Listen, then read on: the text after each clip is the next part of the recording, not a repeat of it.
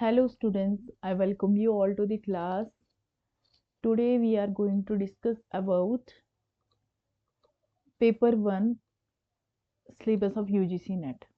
Okay, so let's get started. आपके paper 1 में total 10 unit हैं.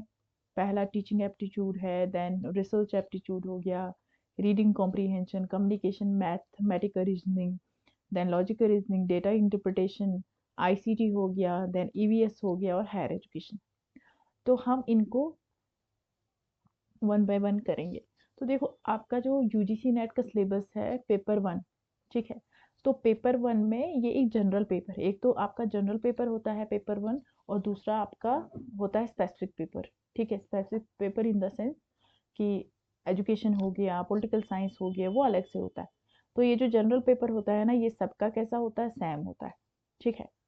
तो यहाँ पे हम देखेंगे कि यूनिट 1 कौन सा है, आपका टीचिंग एप्टीट्यूड.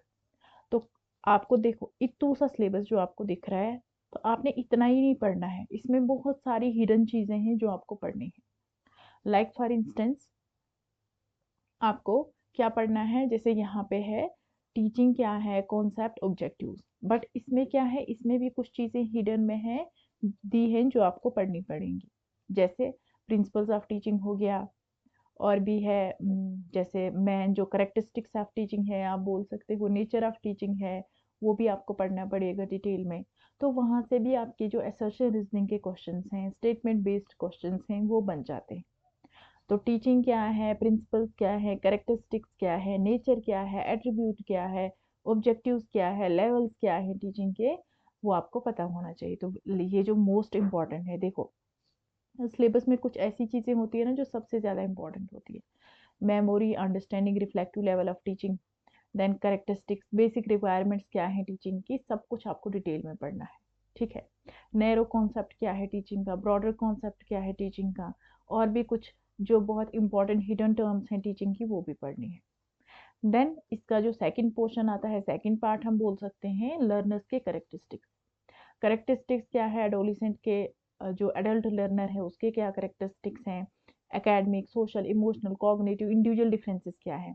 अब यहाँ पे सिर्फ आपको बोला है कि इंडिविजुअल डिफरेंसेस क्या है. आपको इंडिविजुअल डिफरेंसेस का मीनिंग क्या है, उसकी बहुत सारी टाइप्स होती हैं इंडिविजुअल डिफरेंसेस की, है ना. तो according to Jung, according to Kretschmer, Sheldon, बहुत सारी टाइप्स हैं. ठीक है, तो वो भी हमने डिटेल में पढ़नी है. फिर कौन कौन से फैक्टर्स हैं जो अफेक्ट करते हैं टीचिंग को, टीचर से related, learner, support material, instruction facilities. बस इतना ही नहीं पढ़ना है, आपने इफेक्टिव टीचिंग भी पढ़ना है. इफेक्टिव टीचिंग में जो की बिहेवियर होते हैं वो भी आपको डिटेल में पढ़ने हैं, जो हेल्पफुल बिहेवियर होते हैं वो भी आपको डिटेल में पढ़ने हैं, है ना. जो इफेक्टिव क्लासरूम कम्युनिकेशन होती है उसके 7 C's होते हैं, 4S होते हैं. ठीक है. तो आपने बिल्कुल ये क्या करना है, डिटेल में पढ़ना है. अब यहाँ पे कुछ चीज़ें हिडन में दी हैं जो मैं आपको बोल रही हूँ, जैसे मैक्सिम्स ऑफ टीचिंग होंगे, वो भी तो हिडन में है. आपके जो सॉफ्टवेयर ऑफ टीचिंग है, जैसे पैडलेट हो गया, सीसा हो गया, है ना, एनीमेकर हो गया, प्लॉटिगन हो गया, बहुत सारी चीज़ें हैं जो आपका जो आपको पढ़ना पड़ेगा. कहूत हो गया, है ना. देन मेथड्स ऑफ टीचिंग में आता है टीचर सेंटर मेथड्स कौन से हैं, लर्नर सेंटर मेथड कौन से हैं, वो भी डिटेल में पढ़ने हैं. ऑफलाइन मेथड कौन सा है, ऑनलाइन मेथड कौन सा है, मूक, स्वायं, स्वयं प्रभा, वो भी हमने डिटेल में डिस्कस करना है. ये तो आपका टीचिंग एप्टीट्यूड हो गया. अब टीचिंग एप्टीट्यूड में जो हमने पढ़ना है, तो इसमें और भी बहुत सारी चीज़ें हैं जो हिडन में दी हैं, तो वो मैंने आपके साथ डिस्कस कर ली. ठीक है. अच्छा, टीचिंग एप्टीट्यूड में इतना सा ही नहीं है, और भी है थोड़ा बहुत. टीचिंग सपोर्ट सिस्टम आएगा इसमें. टीचिंग सपोर्ट सिस्टम में आपको ट्रेडिशनल पढ़ना है, मतलब जो पारंपरिक था पहले पुराने ज़माने में, है ना, टीचर सेंटर्ड हो गया. मॉडर्न में हम किस सपोर्ट सिस्टम का यूज़ करते हैं, आईसीटी बेस्ड, टेक्नोलॉजिकल बेस्ड कौन सा हो गया, ये भी पढ़ना है. इवैल्यूएशन सिस्टम में आपको एलिमेंट्स, टाइप्स ऑफ इवैल्यूएशन पढ़ना है, जिसमें फॉर्मेटिव, समेटिव इवैल्यूएशन आती है, आपका placement evaluation, diagnostic evaluation, criterion reference test, norm reference test, वो डिटेल में पढ़ना है. CBCS क्या होता है, choice based credit system. Then आपका आता है जो कंप्यूटर बेस्ड टेस्टिंग है ना. तो ये सारी चीज़ें हमने डिटेल में करनी है. ये तो एक ही यूनिट हो गया. कौन सा यूनिट है ये, टीचिंग एप्टीट्यूड. सेकंड कौन सा आता है, सेकंड हो गया रिसर्च एप्टीट्यूड. अब रिसर्च एप्टीट्यूड जो दिखने में है ना आपको इतना छोटू सा लग रहा है, बट जिनका पेपर 2 है एजुकेशन का, जिनका पेपर 2 किसका है, जिनका पेपर 2 है एजुकेशन का, तो जो एजुकेशन सिलेबस में है, पेपर 2 एजुकेशन सिलेबस में है, जो यहाँ पे हिडन में है, मतलब जो रिसर्च एप्टीट्यूड है यहाँ पे जो हिडन में दिया है, वो जो एजुकेशन का पेपर 2 है वो उसमें बिल्कुल एक्सप्लिसिट है। ठीक है, तो इसमें हमने क्या क्या पढ़ना है, रिसर्च हो गया, रिसर्च का मीनिंग क्या है, रिसर्च की टाइप्स क्या है। तो टाइप्स में सिर्फ एक टाइप नहीं आती है, जब हम इनको पढ़ेंगे तो हमने डिटेल में पढ़नी है। इसमें 50 टाइप्स ऑफ रिसर्च आती हैं, 50 से ऊपर होंगी, 50 टाइप्स ऑफ रिसर्च आती हैं। इसके करेक्टरिस्टिक्स, पॉजिटिविज्म क्या है, पोस्ट पॉजिटिविज्म अप्रोच क्या होती है, मेथड्स ऑफ रिसर्च में एक्सपेरिमेंटल, डिस्क्रिप्टिव, ये सारी चीज़ें आ जाती हैं, वो हम टाइप्स में ही डिस्कस करेंगे। देन आता है स्टेप्स ऑफ रिसर्च। ठीक है, रिसर्च के क्या स्टेप्स है, रिसर्च हम कैसे करते हैं, हम थीसिस आर्टिकल राइटिंग कैसे लिखते हैं, रेफरेंसिंग हम कैसे डालते हैं, application of ICT research, research ethics क्या होता है। अब इसमें और भी बहुत सारी चीज़ें हमने पढ़नी है, जैसे रिलायबिलिटी क्या है, वैलिडिटी क्या है, हाइपोथेसिस क्या होती है, टेक्निक्स ऑफ सैम्पलिंग क्या है, probability sampling, non probability sampling, variables क्या है, स्केल्स ऑफ मेजरमेंट कौन से हैं, जैसे nominal scale, ordinal scale, interval scale, ratio scale हो गया, बहुत सारी चीज़ें इसमें एटलीस्ट अगर हिडन में अगर हम देखेंगे तो इसमें कितनी सारी हिडन में चीज़ें निकलती है, एटलीस्ट इसमें 40 टाइप टॉपिक्स जो है वो हिडन में है और जिनसे आपके क्वेश्चंस आते ही आते हैं, तो वो भी हम डिटेल में डिस्कस करेंगे। ठीक है, देन आता है आपका रीडिंग कॉम्प्रीहेंशन। तो रीडिंग कॉम्प्रीहेंशन तो दो टाइप के होते हैं, आपको पता है, एक तो होता है एक्सप्लिसिट और दूसरा होता है इम्प्लिसिट। मतलब एक होता है सीन और दूसरा होता है अनसीन। सीन में हमें पता चलता है कि जैसे यहाँ पे हमें क्वेश्चन दिया है और वो जो क्वेश्चन है उसके की पॉइंट में ही हम जाके पैराग्राफ में ढूंढते हैं और हमें मिल जाता है। दूसरा होता है अनसीन, मतलब जो हमें दिखता नहीं है, अनसीन है वो हमें दिख ही नहीं रहा है ना। तो जैसे बोलेंगे पैसेज का टाइटल क्या, ये जो पूरा पैसेज है इसका टाइटल क्या है, ऑथर क्या समझाने की कोशिश करता है, तो ये दोनों हम ट्रिक से पढ़ेंगे। देन कम्युनिकेशन मोस्ट इंपॉर्टेंट है। कम्युनिकेशन में भी बहुत सारी चीज़ें हैं जो हिडन में है, जैसे कम्युनिकेशन क्या है, मीनिंग क्या है, इसका टाइप्स हो गए, करेक्टरिस्टिक्स हो गए। अब इसमें प्रोसेस आता है कम्युनिकेशन का, वो हिडन में है ना।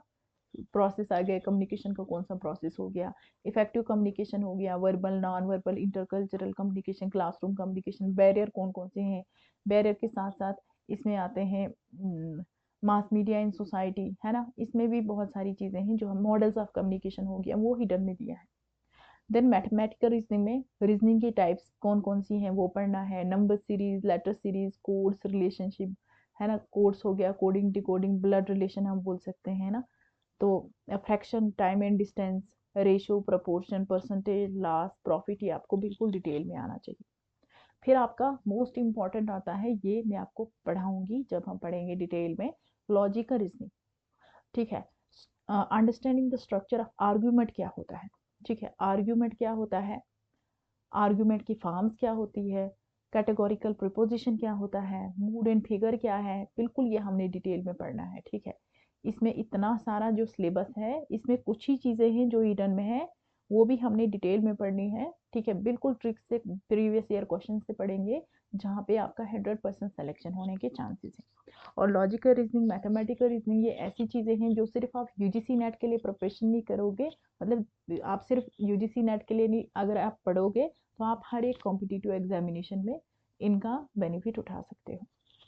देन उसके बाद कौन सा आता है, उसके बाद आपका आता है, यस, पहले आपका आता है आईसीटी। यस, पहले आईसीटी आता है और डीआई आता है। ठीक है, तो वो थोड़ा मिसप्रिंट हो गया है यहाँ पे। तो आईसीटी में भी बहुत सारे हिडन टॉपिक्स हैं, है ना, तो उनको भी कवर करेंगे। फिर आता है आपका ईवीएस, जिसको हम पीपल डेवलपमेंट एंड एनवायरनमेंट बोलते हैं। तो पहले आपको पता होना चाहिए इन्वायरमेंट क्या है, इन्वायरमेंट कितनी टाइप की है, बायोटिक इन्वायरमेंट हो गया, एबायोटिक हो गया, जिनको हम लिविंग नॉन लिविंग बोलते हैं, है ना, कॉर्निवर्स, हर्बीवर्स, छोटी छोटी जो चीज़ें हैं वो आपको पता होनी चाहिए। इकोसिस्टम क्या है, इकोलॉजिकल पैरामिड क्या है, वो सारी चीज़ें। फिर हमें millennium development, sustainable development goal की बात करनी है, इसमें भी बहुत सारी चीज़ें हैं हिडन में। लेकिन सबसे जो मोस्ट इम्पॉर्टेंट है वो यहाँ पे कौन सा हो जाता है, वो आपका ये जो प्रोटोकॉल्स हैं, यहाँ पे जो इतना सा दिया है ना, सिर्फ इससे क्वेश्चन नहीं आते, इसमें बहुत सारे जो प्रोटोकॉल्स हैं वो आपको पढ़ने पड़ेंगे। नेचुरल हैजर्ड हो गया, डिजास्टर मिटिगेशन स्ट्रेटेजीज, ये सारी चीज़ें, ठीक है। देन लास्ट आता है आपका हायर एजुकेशन। तो इसमें पढ़ने हैं institutes of higher learning and education in ancient India में क्या हुआ था। तो एंशंट इंडिया की बात हो रही है, मतलब हमने जो हायर एजुकेशन है उसको हमने 3 पार्ट्स में डिवाइड करना है। सबसे पहले हमारा आता है एंशंट पीरियड, उसके बाद आता है मेडिवल पीरियड, और उसके बाद हम पढ़ेंगे मॉडर्न पीरियड को, ठीक है, मॉडर्न पीरियड को। तो हम उसको डिवाइड करेंगे, ठीक है। तो evolution of higher learning and research in post independent period, post तो मॉडर्न में हो गया ना, तो हम इसको हमें एटलीस्ट 3 डेज इसको कवर करने में लगेंगे, बिकॉज आपको हमने कैसे पढ़ाना है, बिल्कुल डिटेल में पढ़ाना है। Oriental convention, non convention learning क्या है, प्रोफेशनल टेक्निकल वैल्यू, पॉलिसीज हमने सारी पढ़नी है। तो ये जो पॉलिसीज हैं ये कब से लेकर कब तक पढ़नी है, जब से पॉलिसी स्टार्ट हुई है ना, बिफोर इंडिपेंडेंस से लेकर 2020 तक हमने पूरी पॉलिसीज पढ़नी है। गवर्नेंस में आपकी स्कीम्स आती हैं, जो लेटेस्ट स्कीम्स गवर्नमेंट ने एजुकेशन से रिलेटेड दी है, हायर एजुकेशन से रिलेटेड दी है, वो पढ़नी है। एडमिनिस्ट्रेशन क्या है, एनईपी 2020 पॉलिसी क्या है, वो सब कुछ पढ़ना है। तो हम डिटेल में पढ़ेंगे जब हम पढ़ेंगे। होप आपको सिलेबस समझ आया होगा, ठीक है। तो हम कल से क्लासेस स्टार्ट करेंगे। Okay bye.